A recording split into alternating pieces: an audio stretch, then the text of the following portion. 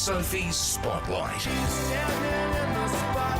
on 4BC Afternoons. You know how I love to shine a spotlight on one of our local businesses, and we know that buying fresh and buying local, well, it's a wonderful mantra to live by, and there is one business here in Brisbane who prides himself on just that. Paddington Jams Sauces was created at the height of COVID during 2020 by local Brisbane resident Amy Simpson. Brisbane City Council at that time had just implemented a waiving of the fee for food licence applications so that they could support local small businesses. So Amy jumped on that opportunity to take her jam and sauce creations to the community.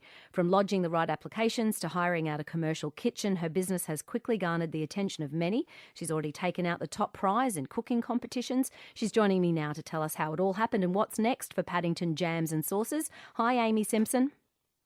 Hi, Sophie. How are you? Thanks so much for having me. Absolute pleasure. So you found yourself with some spare time during COVID isolation. You were busy in the kitchen and you thought, here we go, I can turn this into a business.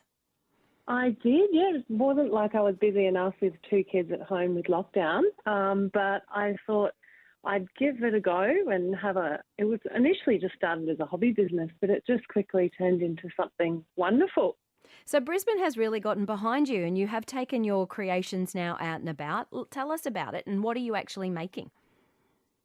So I guess you could call them, it's a little bit of a traditional flavours with a bit of a contemporary twist. So one of my most popular ones at the moment is a rose gin jam, and that's a really popular one. So it's got a bit of a Turkish delight flavour to it.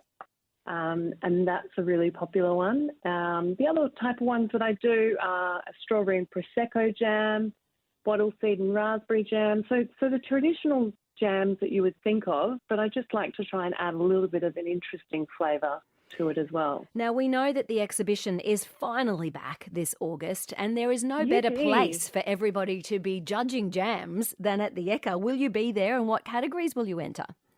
Yes, I'm already entered. I'm in. So I've put my entries in.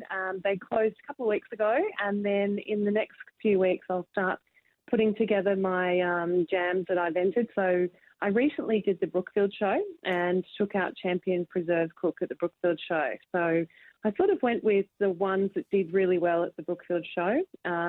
My number one sauce was my hickory smoked barbecue sauce. And then my number one jam was that rose gin jam that was really popular with the judges.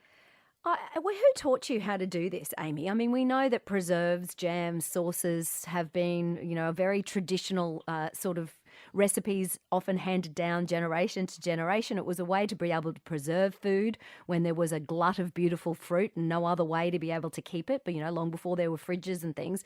So how did this love of jam come about? Do you know, Sophie, I'd love to be able to tell you some beautiful story of how my nana used to do it for me in the kitchen and everything.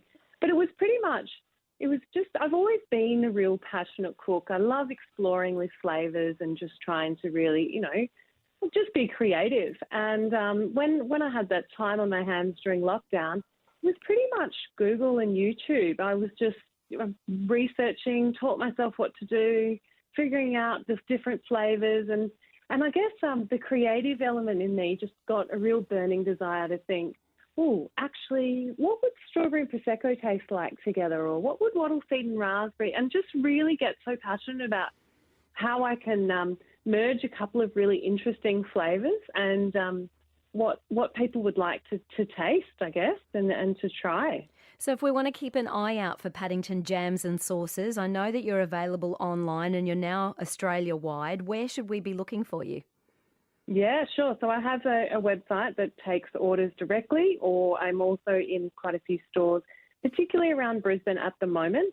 But I'm just in the process of branching out. Currently just picked up a couple of stores in New South Wales and Victoria.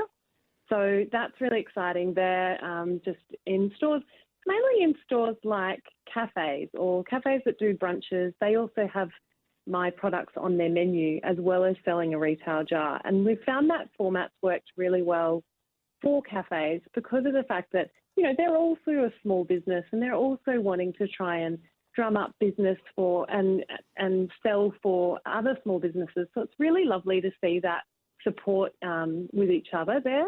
Is it a full-time job for you now, Amy? 100%, Absolutely.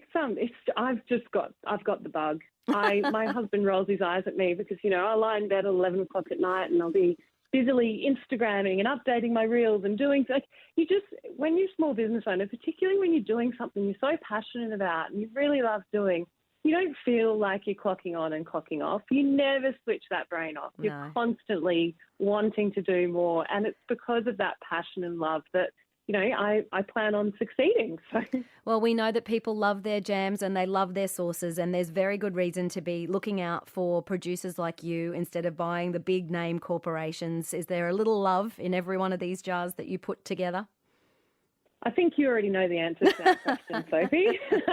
Of course there is. Every single jar, I can't send out the door without knowing 100% that it is of the best quality. Yeah, it makes a beautiful gift too for people. Listen, all the very best at the exhibition. Hope you come away with Thank a few you. more gold gongs.